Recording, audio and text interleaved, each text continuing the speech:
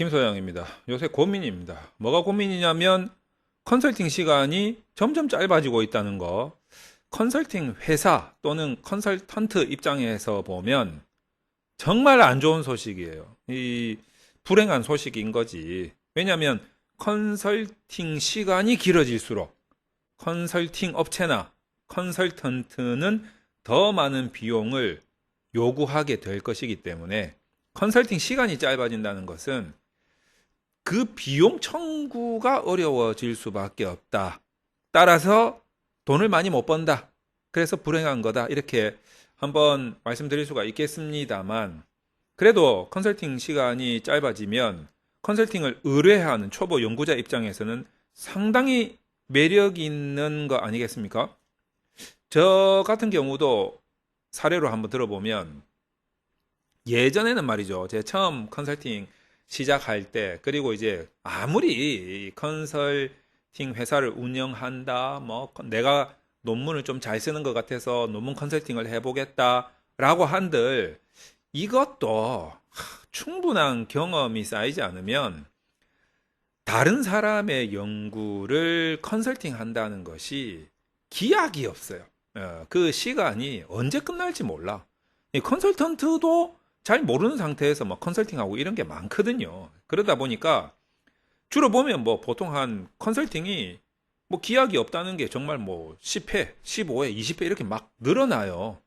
그러면 솔직히 그 컨설팅을 의뢰한 아무것도 모르는 초보 연구자 입장에서는 정말 아무것도 모르니까 이게 지금 되고 있는 건지 안 되고 있는 건지 뭐 어떻게 돌아가는 건지 원래 이렇게 하는 건지 워낙 전문적인 그런 학술 연구이다 보니까 이게 맞는 건지 막 헷갈린단 말이에요.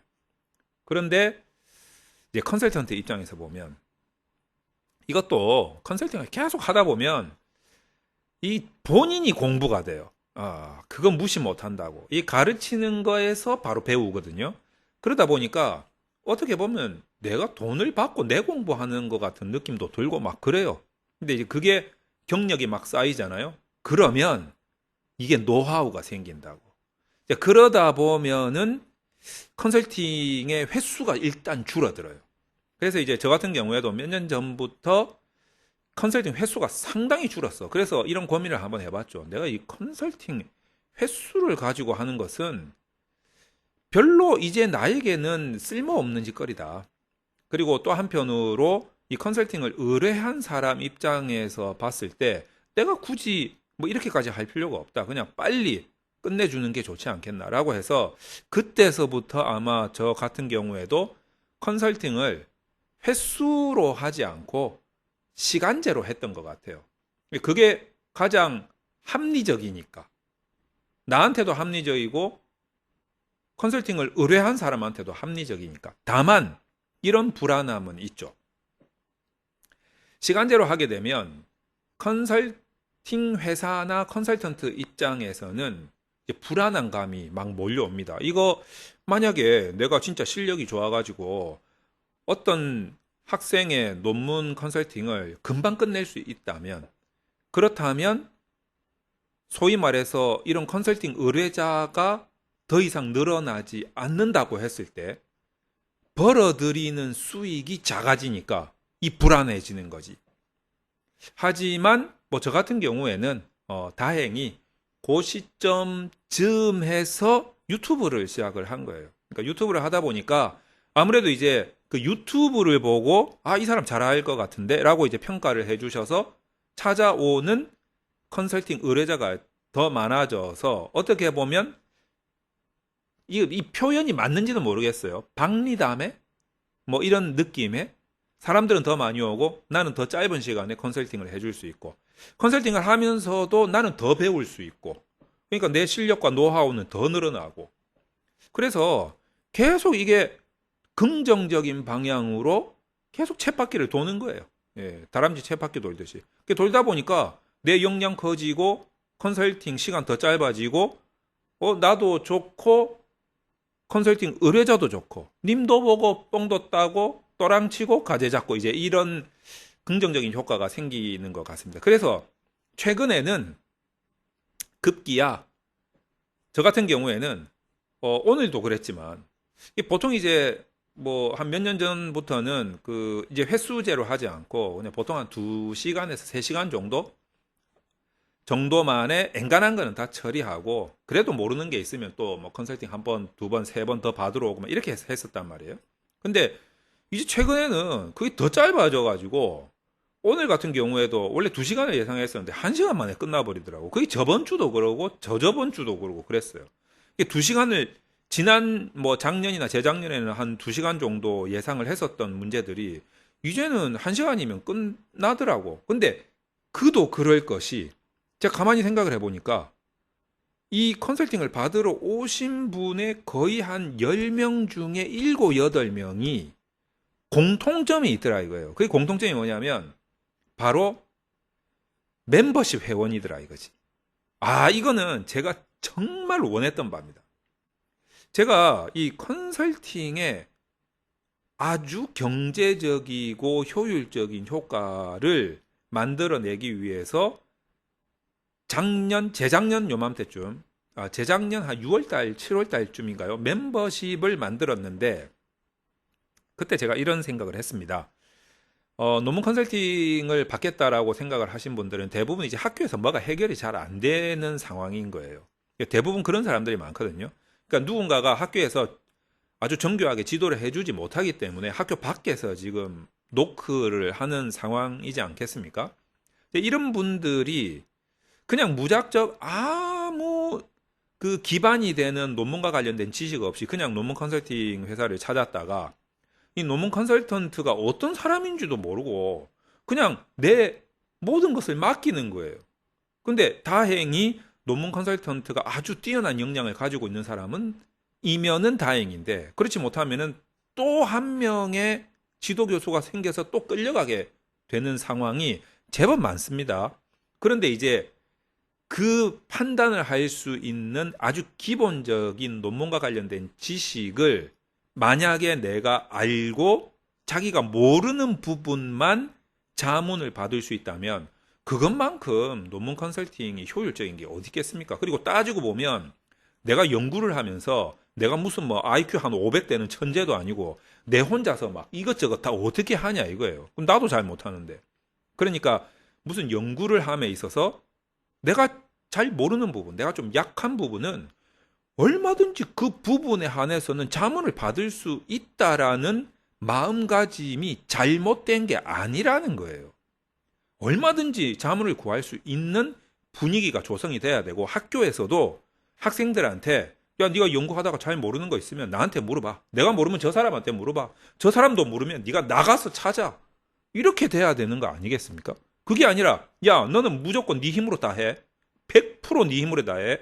남의 도움 받으면 안 돼. 그리고 내 말만 들어. 다른 사람 말 들으면 내가 지도 교수로서 나 자존심 상해. 나 기분 나빠.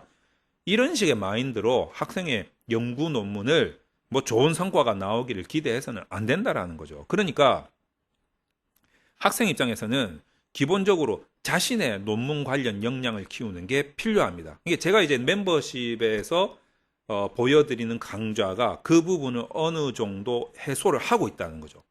그래서 그런지는 모르겠는데 멤버십 회원분들이 점점 늘어나고 있어요. 이제 공부를 하겠다라는 뜻이 되는 거지. 이게 필요하다라는 공감대가 형성이 되고 있다라는 거예요. 그리고 그렇게 공부를 하면서 자기 연구 계획을 수립을 하다가 또는 논문 작업을 하다가 안 되는 부분이 있으니까 컨설턴트를 찾는 거예요. 그 컨설턴트도 정말 객관적으로 비교를 해서 이 사람 괜찮다라고 그래도 어느 정도 인증이 된 그런 컨설턴트를 찾아가는 거예요. 뭐 저뿐만 아니라 이제 다른 컨설팅 훌륭한 분들 많이 계시겠지만 찾아가는 겁니다. 그래서 필요한 부분만 컨설팅을 받기 때문에 굳이 뭐 전체를 몇 회 이렇게 할 필요가 없는 거예요. 그리고 게다가 최근에 또 이 아주 쏟아지는 기술적인 이런 부분들도 우리가 다 받아들이고 있지 않습니까? 소프트웨어 같은 경우에도 뭐 통계 분석 같은 경우에도 제가 요즘에 제일 관심이 많으면 자모비, 뭐 제스프 이런 무료 툴인데도 정말 쓰기 쉽고 빨리 분석이 되는 이런 통계 분석 툴도 있고요. 그 다음에 질적 연구도 마찬가지입니다. 질적 연구도 뭐 타겟라든가 제가 시켜드린 그런 분석 툴이 많이 있지 않습니까? 심지어는 뭐 네이버에 보면은 그 네이버 클로바 같은 이런 인터뷰에 도움이 될 수 있는 그런 소프트웨어 앱들이 쏟아지고 있거든. 어디 그뿐이겠습니까? AI도 있잖아요. 챗 GPT 있죠. 노션 AI 있죠. 지금 얘네들이 엄청나게 우리 논문을 쓰는 데 있어서 보조적인 수단으로 효과적인 기능을 발휘해주고 있는데 이런 툴도 있기 때문에 이제는 얼마든지 자기가 조금만 관심을 가지고 시간을 조금만 더 투입을 하면 그것도 미리 준비를 하면 얼마든지 초보지만 그 역량을 키우는 속도를 낼 수 있고 자기 손으로 연구하고 이해하고 페이퍼 작업해서 발표하고 디펜스까지 다 할 수 있다라는 거예요. 이 얼마나 좋은 흐름입니까? 이런 흐름이라면 저는 컨설팅 시간 짧아져도 행복합니다. 괜찮습니다. 컨설팅이 이제 없어져도 저는 괜찮다 이렇게 생각을 합니다. 그게 당연한 거니까. 그게 좋은 거니까. 그래서 우리 초보 연구자분들 있잖아요. 특히 이제 대학원 다니는 학생분들 제가 강조해드리고 싶은 게 있는데 첫 번째는 뭐냐면 공부해야 됩니다. 논문 공부하셔야 돼요. 그래서 멤버십 강좌를 통해서 저희 유튜브 채널 멤버십 강좌가 있으니까 거기에 정말 필요한 강의들이 꽉꽉 다 차여져 있습니다. 그래서 논문 공부를 하셔야 됩니다. 두 번째는 보조적인 수단으로 AI 활용하는 것도 저는 필요하다라고 생각을 합니다. 제가 요 바로 전에 영상 올린 것에서 AI의 뭐 가능성도 있지만 한계도 있다 이렇게 설명을 드리고는 있습니다만 이 AI가 엄청나게 빠른 속도로 발전을 하고 있기 때문에 나중에 한꺼번에 따라가기가 힘들 거예요. 지금부터 조금씩 사용을 해봐야 됩니다. 지금 당장으로 봐서는 편집은 노션 AI가 좀 잘 되는 것 같고 자료 수집이라든지 요약은 챗GPT 유료 버전이 좀 잘 되는 것 같아요. 그래서 분석은 아직까지는 챗GPT에서 통계 분석이나 뭐 이런 것들이 좀 약하긴 약해요. 하지만 소프트웨어에서 잠업이나 뭐 이런 제스퍼 같은 무료인데도 아주 막강한 기능을 가지고 있는 이런 소프트웨어를 사용한다면 이것들을 보조적으로 여러분들이 잘 사용만 한다면 논문 쓰는 거 그렇게 어렵지 않다. 설사 중간중간에 힘든 부분이 조금 생긴다 하더라도 그 부분은 최소한의 시간을 투입해서 아주 집중적으로 컨설팅 자문을 받으면 극복할 수 있다 이렇게 생각을 하는 겁니다. 그게 가장 현명한 논문 연구의 스케줄이 아니겠는가 이런 생각을 가지고 있다는 거죠. 이렇게만 하신다면 여러분들이 논문 쓰는데 들어가는 경제적 비용, 시간적 비용이 절감될 수 있다 이렇게 생각을 합니다. 그리고 뭐 이해도 잘 되겠죠. 그러니 디펜스 하는데도 아주 용이하겠죠. 이러다 보면 논문 스트레스도 엄청나게 줄어들고 나중에 내가 이런 연구를 했다라는 큰 보람을 얻게 되실 겁니다. 뭐 따지고 보면 이게 진정한 논문 컨설팅 서비스의 모습이 아니겠나 이렇게 생각하면서 이 영상 여기서 마치도록 하겠습니다.